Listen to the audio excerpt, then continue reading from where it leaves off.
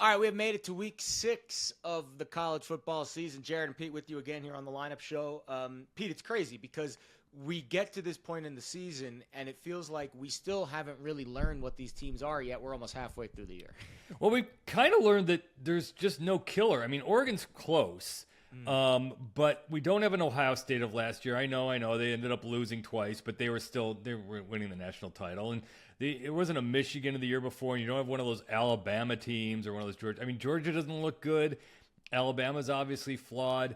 So there isn't one team out there that's saying, yeah, this is the team. And the more fun thing is you can make crazy cases now, and this is the fun of the new college football playoff format, where if you're looking at schedules, even though they got waxed by San Diego State, you can look at Cal's schedule and say, you know what, Cal might go 10-2 and be weirdly in this, and or a Maryland or a Georgia Tech or all these different teams are looking at the chance to get to 10 wins in a Power 4 conference, and you're right there knocking on the door. So a lot of fun right now.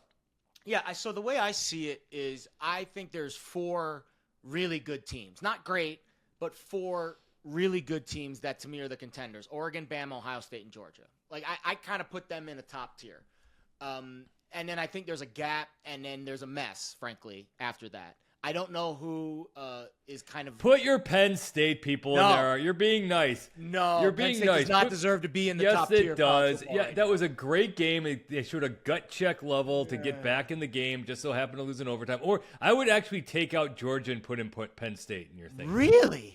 Yeah. Georgia needed everything in the bag to get by Tennessee. They weren't that great in the first 2 games, and all of a sudden they made Alabama look awesome again. So it's just there's no pass rush, even though they got all this NFL talent up front.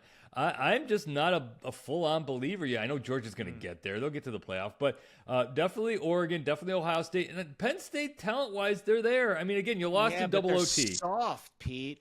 So here's how I break down, and we don't do recaps on the show too much, but here's how I break down that Penn State game. There were yards available for all 4 quarters, but they only decided to really attack for 1 quarter of the game. And to me, that's coaching and mindset that this team doesn't have a killer instinct when the going gets tough. They are soft. They want to run the ball, and they want to hope that they get by you 13-10. They were shredding Oregon in the 4th quarter of that game. Where was that the first 3 quarters? Because it goes to my belief that quarterbacks are overcoached, and when you're told not to screw up and then nothing happens, and then all of a sudden when they get down, they just let it rip. It's the Jake Browning effect. When he came in against, when Burrow goes down, Browning comes in, the guy looks like, the next, Joe Montana, and then all of a sudden, okay, well, now he's the real deal starter. You can't just let it go out there and let it fly anymore. And I think that's endemic across all of quarterbacking. I mean, you just see it when these quarterbacks that's why they're so good in 2-minute drills, because basically at that point, just let it go, and then they can just be a quarterback. They're not thinking so much. But I get you what you're coming from, Ben, saying, yes, Drew Allard does need to prove it a little bit. But Allard looks terrible, Pete. I'm sorry. He deserves to be nowhere near a big, important game. He folds like a tent. If, that's 2 games now, Notre Dame in this, where he had a bad throw late. But with all that said, you're not talking about if this happens to, I can't remember who they play this week. It's someone like Purdue UCLA. or something. UCLA, yeah. If this happens, they're going to beat UCLA, who can't even get their shoes untied straight. This is why I'm a James Franklin apologist. This thing doesn't happen against UCLA or Purdue or Maryland or something. This is if you're losing to Notre Dame in the Final Four last year, or you're losing to Oregon, who might be the number 1 team in the country in double overtime, you're doing something okay. So again, the whole point of this, to go back to your original point, is if I'm saying who are the 4 teams right now, I'm putting Miami in there too. By the way, I'm not an SEC. I'm usually an SEC guy because of the talent. I don't think there's anything good in this. I would take the 3 top Big Ten teams and Miami right now, and I'm throwing in kind of Notre Dame, even though they lost to Texas A&M, so it goes against my point.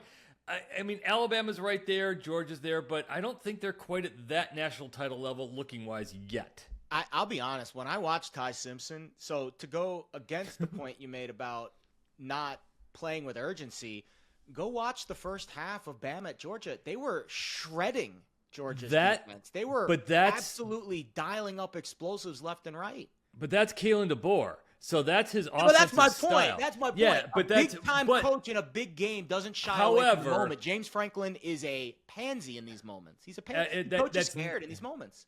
That's nice, but like Kalen DeBoer's teams don't play defense. You know, they kind of rose Georgia to 21. I mean, that's not bad. I think that's more an indictment on Georgia, and they don't run very well. So we'll see. We'll see if Bama, if this is for real or not. I think Bama is the best team in the country right now. I honestly do. I think Bama and Oregon are right there. That's my 1-2. I think Oregon. That's the one game. It's the recency effect. They're fine. We'll see. Mark it down. October 1st. Recording the show October 1st. Whenever you're listening. I think Oregon and Alabama are the two best teams. I will take. Oregon, Ohio State. By the way, Ohio State's on a historic run here. Yes, they are. I don't know how good Stan is, but that defense is legit again. They have not. Legit. I looked it up. I did this last night. They have not given up fewer than double-digit points in 4 straight games since 1990 something, when they gave it up 5 times in a row. Like, they are just awesome. So I will take Oregon, Ohio State, and I'm taking your Penn State team. And you know what's my can have Penn State. They're all yours, Pete. It's my number 4. I'm going to throw in Indiana here.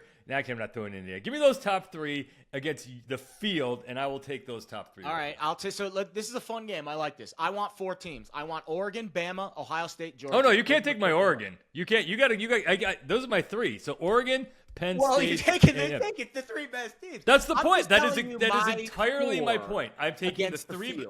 I'm taking those 3 against the field right now. You're taking, according to you, you're taking Alabama. You're taking your beloved Georgia Bulldogs. Yep. And you take I'll help you out here. Throw Miami in there too. Well, here's the thing about Miami, and I love Miami. I think Miami's got the pieces. I don't trust Cristobal in a tight spot either. Oh no, definitely. Again, it doesn't go to talent. I'm not talking about talent here. Talent-wise, Miami is blow for blow. Penn State, talent-wise, blow for blow, best roster in the country. But it's the anti-James Franklin argument where that's what I'm saying. But these games are won in the margins, Pete. Right? Like, you need to be great with your scheme and your mindset in these tight spots. These are still 20-year-old kids that tight sphincter syndrome in the big moments, and it filters down from the top. So if your head coach is tight, the team is going to be tight, and I think that's where Penn State and Miami are a step beneath. Again, though, you know who's really, really, really bad against top 10 teams? Everybody is bad against top 10 teams. So I give Franklin. I'll take Bama. I think Bama's the best team in the country right now. I think Simpson's. I think Simpson. He's looking Dante great. Moore. Those would be my 2 Heisman picks right now. Moore and Simpson. What do you think for Heisman right now? Beck's right there. That's a complete pivot to where I am now about to go on a little rant here, and it's all going to be moot probably immediately because I don't know if they win another game. Diego Pavia's kind of got an RG3 thing happening here, where he's just kind of one of those guys. No one thinks they're going to win. He's not going to get in the Heisman race. You're going to get dinged if you lose. He's going to be one of those guys who goes crazy in fun losses, and if he come up because. RG3 only ended up winning because he had one monster game against Oklahoma on national TV that everyone saw, and so that took him to another level. If they somehow hang with your beloved Crimson Tide, I love Alabama, by the way, but I'm dogging them, but I think they're great too. If they hang with your Crimson Tide and Pavia is awesome, he's going to kind of be that sort of fun, there's no one else out there guy in this mix. He's 15-1 right now. So right now, Moore, Beck, Smith, and Simpson. Those are kind of the top 4. Where are you seeing Carson Beck? He's 9-1 right now. That's not. I'd like more, but well, here's the problem: is I think at the end of the day, I think the ACC is going to get dinged for being right because the best team coming into the year in the ACC was Clemson, and they might win 6 games this year. Like, honestly, so the ACC I think is going to get dinged. Where I think the Big 12 might be better than people think. And the ACC might be the 4th of the Power 4. And I think Oregon's schedule gives Dante Moore the inside track here. Like, I think Dante Moore's probably going to win it. But I'll be honest, Ty Simpson looks like he's got the best, like, supporting cast and but the Florida State loss is gonna. Heisman people are weird because remember we're not going by what should happen. We're going again. Travis Hunter won last year. If Dante Moore goes undefeated, he wins. If they go 12-0, he wins the Heisman this year. But Dylan Gabriel didn't come close, and they were the undefeated #1 team last year. I think Moore's got a little more moxie to him than a little bit. But again, we have to play for the voters, the whims of the. And there's an SEC bias there. That's why I think Simpson's got a shot at 11-1 or 10-2. Yeah, okay, and maybe it's again the Florida State thing. I was gonna go in on Tommy Castellanos till that happened against Virginia, but I said this on Friday, and I'll say it again. We're gonna look back on this season. We're gonna be like, how the heck did FSU beat Bama by 2 scores? We're gonna be like, how the heck did that happen? I am really. This is professional segue time. This is why you and I, get paid the big dollars here. I was all set to be like, this could pivot fast if they rock Miami. Yeah. Then see, we said this last week. I am horrible. I'm a rock star with Thursday night games. I will crush Thursday night games. I have not. I'm like 0-95-1. I think all time on Friday night games. I can't. I like Virginia on Friday. It seems like on Friday games, teams are thrown off a little more. Thursday games, usually they've had a week off before, or they're just still in the rhythm or something. Friday night games seem to mess teams up because they somehow can't quite handle that. So, again, you play that Florida Virginia game. By the way, this is going to go back to your other point, and we will move on from this, I promise. I will place a second kind of wager with you, friendly. You're going to yell, get to mock me and ridicule me if I get this wrong wager. I would say, I think there's a chance that you have as many, if not more, ACC teams in the playoff than SEC teams. No way. Because think about it.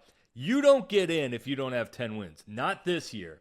Because there's going to be a 10-2 Notre Dame, there's going to be an 11-win Big 12 team, and there's going to be a bunch of 10-2 Big 12 teams. There's going to be I could make a case right now that there are 8, there's actually 6 Big 10 teams that are going to hover around that 10-win mark.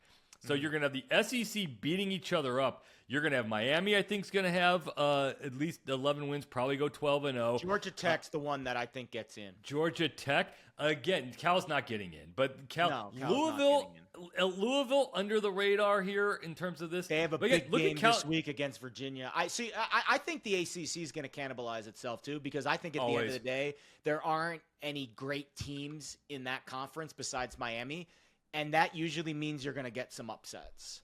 You're going to get them upsets. Now, here's what the ACC has to their advantage. There's so many freaking teams that they don't all play each other. So, like Cal, that's the SMU thing of last year. Yeah, remember, SMU last year didn't play Clemson, Miami, Louisville. So that's the Georgia Tech thing. Virginia is intriguing. Georgia Tech doesn't play anybody this year, by the way. Yeah, but they're going to lose to Louisville this week, and then they have to go to Cal in a couple weeks. And so Georgia, they're going to have 3 losses. They lost to NC State. Like, you're not getting it. You're Virginia, Virginia at 10-2 with losses to NC State and Louisville. Virginia ain't going no 10-2. That was a Friday night fluke. Everyone fell in love. That's not happening. I think here's my prediction. I think it's Miami and Georgia Tech, because Georgia Tech only has to play Georgia, so they're probably going to go 11-1. They play Va Tech. They got them at home though, and they almost beat them last year. That could be a fun game. I'm not just giving that to them. Again, there's something weird about this Georgia team. And I think Georgia's gotten to the point now, and it's a hard thing. This is the genius of Saban, why this never happened with Alabama, I think they got a case of the NFL-itis. You've got guys there who are you're at Georgia, you're going to be a top pick, and you're kind of like, yeah, I like this scheme and everything. I'm ready to go to the league.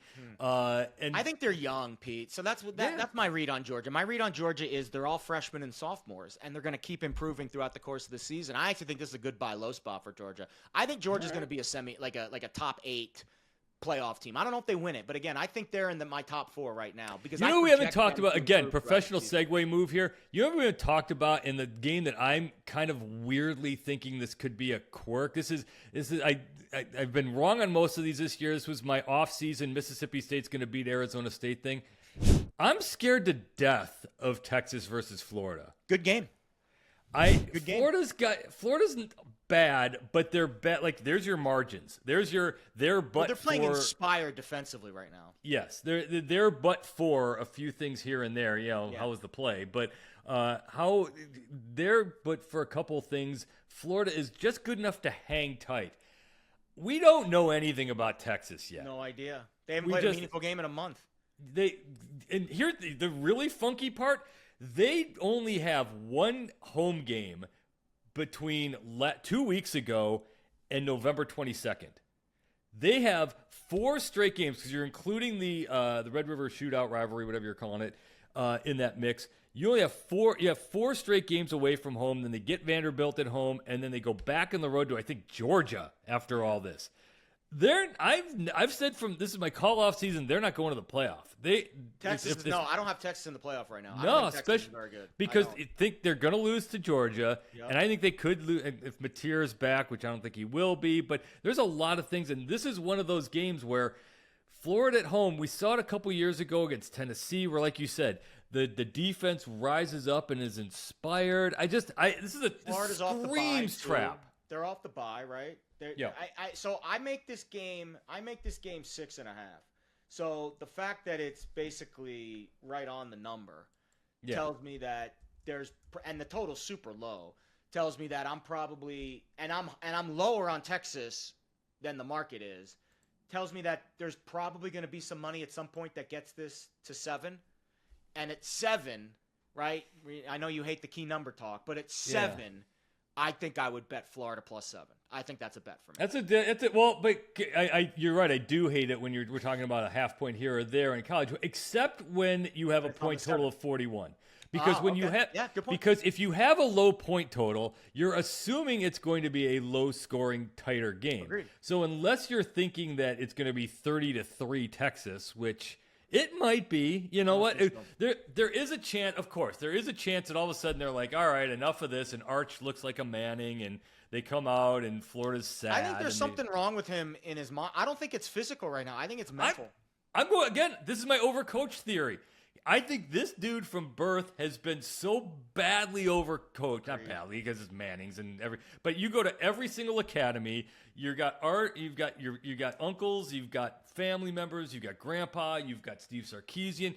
You've got this whole coaching thing that's in his head right now, and it's all, as a freshman still, a registered freshman, all sort of like, woo! He only made 4 starts in his whole life? Exactly. So I think, but you can see it. Once he just kind of goes back and one read, fire. Well, he's got the physical tools. Now, I want to say there's an injury. I heard there might be an injury. They denied it. I think this is all mental right now. But to the point of this game, right, both teams are off the bye. We think Florida's defense is still playing inspired. Game.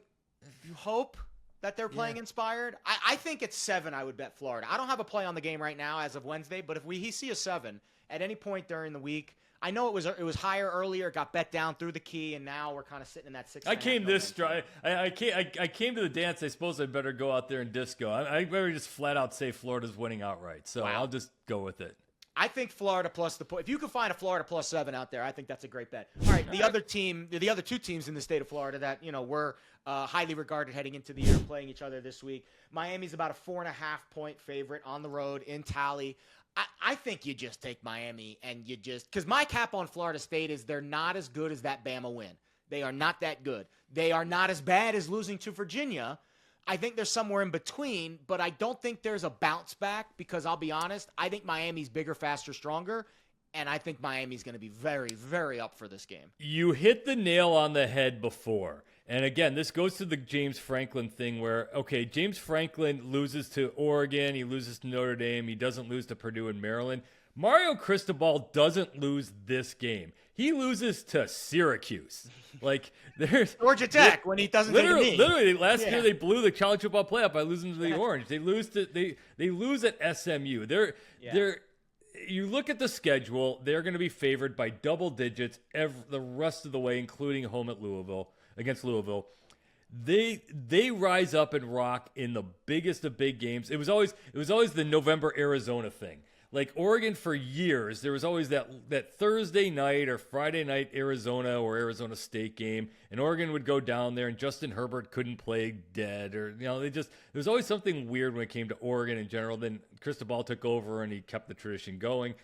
I think that's coming. I don't think he loses a game like this, even though Doak Campbell will be rocking, and they've got a little extra time from the Virginia game. I think the biggest problem I have is, this goes back to the Alabama game too. Wow, can Florida State not tackle? I don't like this Florida State defense. I texted a source that's very close to the program. He says he does not like the secondary. They're thin.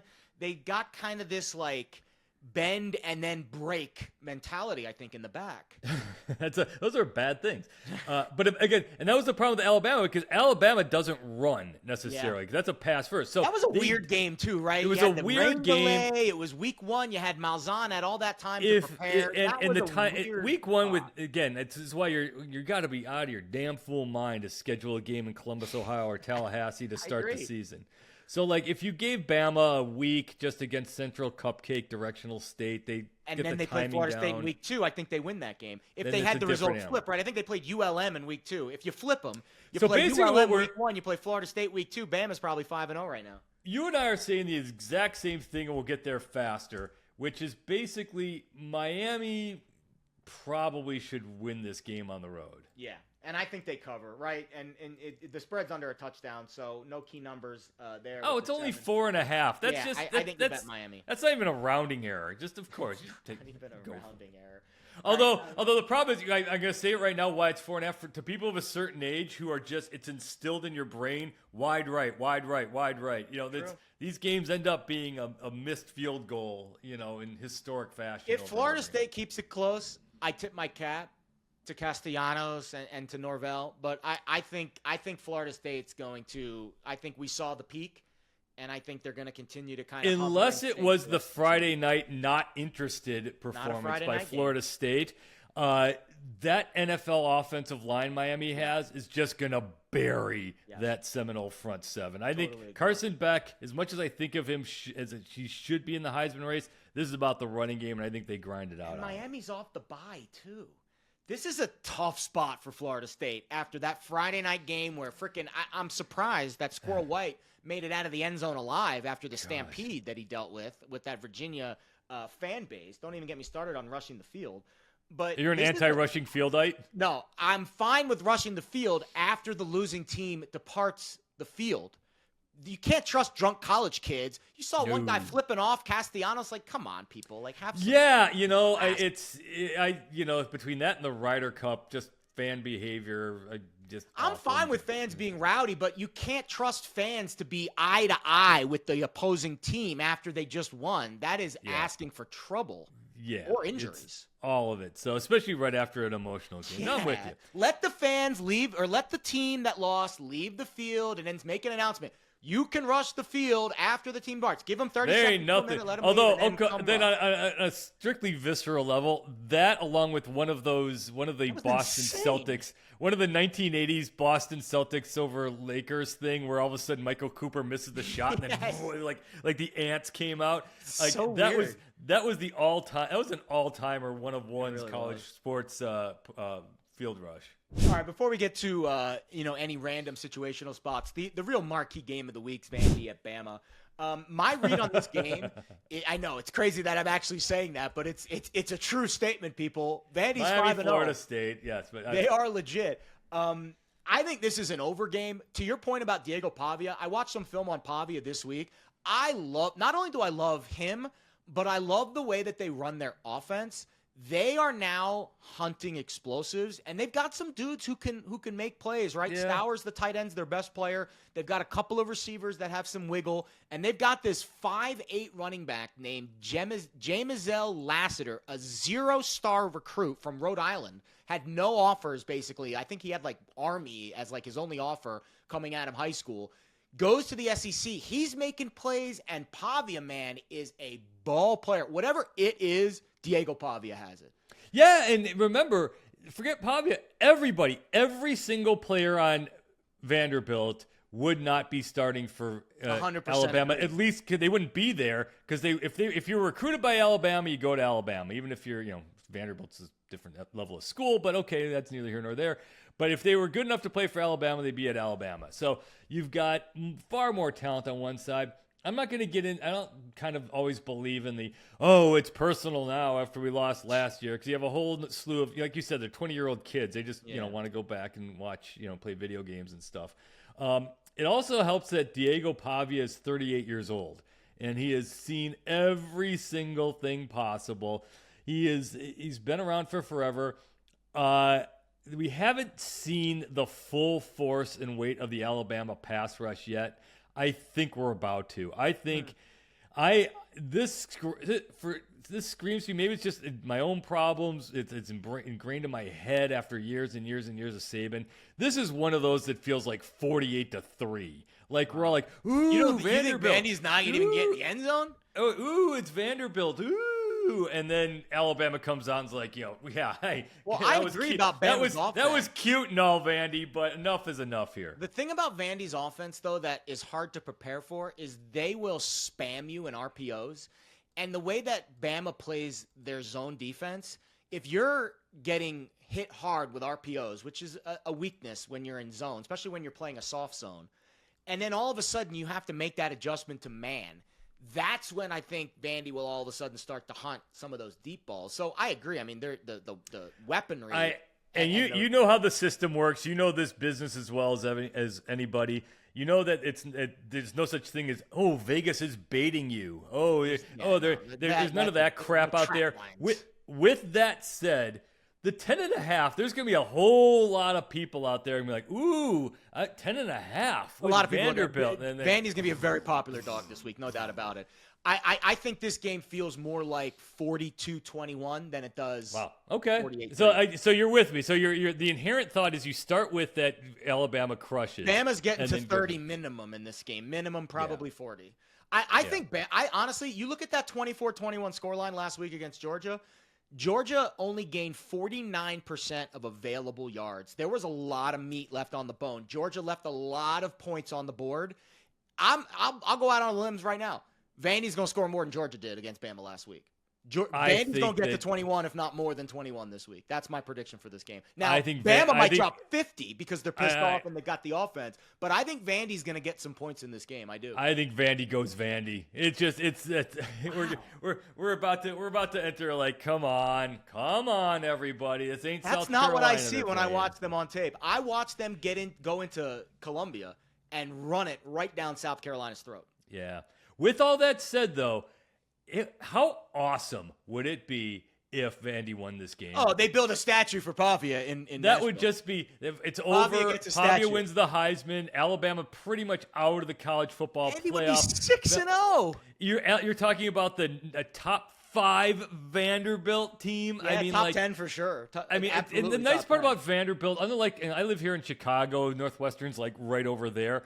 Unlike Northwestern people who are as annoying as hell when they ever get a first down because they actually, have something to cheer about, Vanderbilt people aren't annoying. They're fine. This is, I like good Vandy. with them. I traveled to Nashville a lot when I was younger. I visited the campus. It was great. Nice campus up on the hill there. It's all good. There's really not a lot of other marquee games this week. I'll give you a couple situational spots that I found intriguing. Let's go. Oklahoma State, I think, falls off the map. They rallied for the interim head coach last week, right? They covered the number against Baylor, even though they lost the game.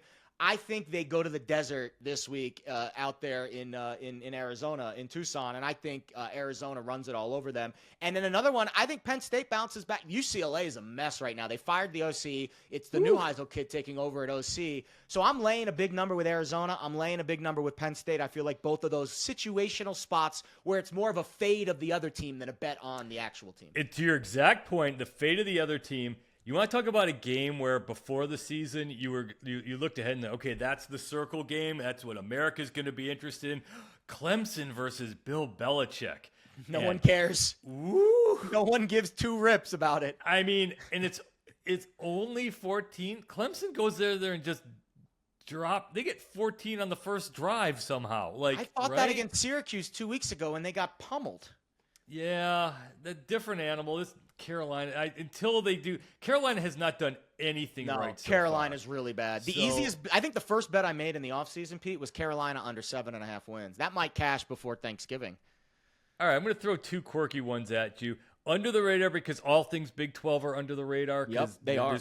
There's absolutely no market for any of these Big 12 teams. So nobody I think pays the Big attention to 12 is them. better than the ACC this year. That's Probably, my take. at least up top. Iowa State at Cincinnati. Iowa Nothing State's about Iowa State right now. exactly. That's kind of the point. They're undefeated. They beat Iowa. They pretty much destroyed Kansas State's season. My number makes it a pick 'em. Exactly. So, and no one knows anything about them except that they just kind of have one of those teams. Rocco Beck's another one of those guys. I think Rocco Beck's only like 19, but like he's been there for like 14 years, it seems like, at quarterback. It's just a fundamentally... Is Iowa State a dog? Yeah. Yeah, I would bet Iowa State is a dog. Yeah, it's Yeah. a fundamental. Yeah, the 1.5's gonna change your mind. It's the fundamental. Like they just block and tackle, and they have a veteran quarterback who knows what they're doing. They're well coached. It might not be great. It might not be a dominant thing. It might be 27-24, but they just kind of have one of those teams that knows how to win. And They're a lunch Cincinnati pail goes. team. Lunch pail Cincinnati team. goes 1,000 miles an hour. They're never gonna have the ball. It's gonna be like 61-minute time of possession Good point. advantage for. So I like Iowa State's run game. Is Sama still there? Abu Sama? Yeah, no, they got another guy who I'm blanking on his name, which I should know because I actually play my geeky. He's on my college fantasy team, Hanson. I should You have a actually know college his name. fantasy team. You would Pete Fiutak would have a college fantasy. And I'm really bad at it, by the way. Very The guy- on I'm getting brand for you. killed. Pete. That's very Yeah, on and brand. being bad at it too. I'm going to throw Georgia, one I other. think Georgia beats up on Kentucky. Like I think Kentucky's the worst team in the SEC this year. Mississippi State's proven to be like at least competitive. They're good. No, they're actually pretty good this year. Mississippi State. So, Kentucky's Kentucky. bad. Kentucky can't complete a forward pass. I think they're only hitting like 50% of their passes.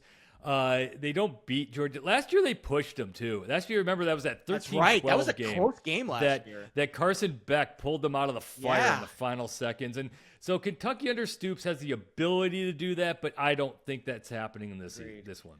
And All right, we're waiting for the A&M game where they crap the bed at some point. Is this the week? Mississippi State, right? Be getting a big number there, double digits. I like Mississippi State giving away the points. I don't think they pull it off, but it's Close not a game. crazy game. That's not a crazy I game. don't know if 'Cause I this is- trust Mississippi State on the road. That's another thing. Ole Miss doesn't play this week, but Ole Miss is another team. I can't wait to fade them on the road. I love that. Oh offense. God, On the they road got is 3 not a great losses team. coming their way. That's a team I think is coming their way.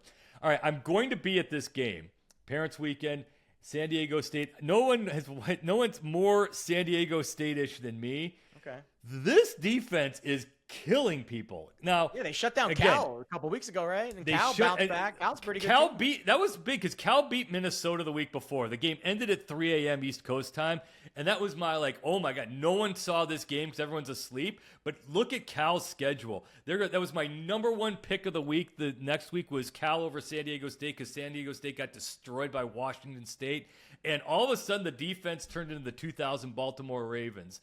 And they've been great. They shut down Northern Illinois last week 6-3 in just a brutal game on both sides. Colorado State's not very good. Friday night game, so take this with a grain of salt because again, I get everything Friday night wrong. That 40.5, I'm hoping it goes over because otherwise my family's going to be bored and they're going to want to leave instantly. But I see this game's like 13-1 or something, one way or another. It's gonna if these two teams get to 40.5, Merry Christmas, tip your hat, and I'm gonna enjoy the fun. They're not getting to 40.5. I love it. All right, I think my best play for the week right now. I think you buy the crusty old bread with Penn State, and they bounce back and they pummel UCLA. I also think that Bama Vandy game is going to be relatively high scoring. There's a bet you can make both teams to score like a certain threshold. At the I same think time, if you get it to plus money at like 20-ish, I think that'd be a fun one. But I think over 55.5, Bama. what Vandy, is that's probably my favorite play of what week. is the actual? I should know this. What's the latest spread on UCLA here? It is 25. Yeah, it's got to be right because here's the problem. Franklin, for all his Franklin-ness, they do shut it down. Like once they're up 31-0, they're like, all right, it's like I don't think Nico is any good. I think Nico's Nico's great. I think UCLA than it is a bet on Penn State. I think Nico is great, and they have nothing around him. Like they spent all their NIL money on him and just forgot to get him pieces. But he seems like a me guy, right? Based off of his decision making. So if you're a me guy and you're the only player on the team that's worth a damn, eventually you're just going to pack it in and start being real conservative. You're going to be shocked by this. I totally relate to that. I'm all in on Nico. The me guy. Of course it's about you. Who cares that Tennessee's better than you? You got $4 million. You win. Winner but he's Nico. got to pay half of it in taxes to the state of California. Crazy. But the 25.5 here, it's like Penn State's not going to lose this 30-13, right? And like if they do, they're up 30-0, and UCLA scores. Oh, by the way, with 4 minutes to go, Nico. It's possible. The back door will probably be open. The back door I also think Penn State me. now needs style points after what they saw the other night. You don't need no style point. Penn State. I'm going to talk you Penn Staters. I am I jumped off the ledge on Saturday night. I was gone. I was so sad on Sunday morning. I was like a angry, sad puppy that just lost his toy. They'll be just fine. Their team is awesome. It's one of the 5 best teams in America. That's what made me upset is that this team actually has a legit chance. But it wasn't even, not to go too crazy, it wasn't even as much the offense. They paid $2 million to make Knowles the highest paid coordinator in the sport. You know how many they had as many sacks as you and I did in that game. They also, I think they held Oregon in pretty strong check for the second half. That was pretty strong. So again, I talking you off the ledge here. I appreciate. I'm saying that. Look, this is the same thing I said about Ohio State and Michigan last year. That is a net positive. You don't want to go to the Big Ten championship. So if you're Penn State, you lost that game in double overtime. Oregon's going to be 12-0 number 1, so no shame there. And no one's going to fault you for losing at Ohio State. As long as it's not 63-3, you're fine. You lose those 2 games. You don't go to the Big Ten championship. You slide right in there. You get the 8 seats. You get the home game. You don't get the 9. But you get the home. You get 2 weeks off to rest. And then you get I don't know. And then Drew Aller urinates down his leg in the big game, and they lose to Texas A&M or something like that. They'll get to the Final Four again, and then they'll lose. They'll lose. But talent-wise, it's still there. It's still if you get to the Final Four, you're going all right. The talent's great. All right, the talent's great on this show. I'm Jared. We had a blast this week. Enjoy Week 6. We'll catch you next week. Good luck. Lineups College Football Show. We'll see you then.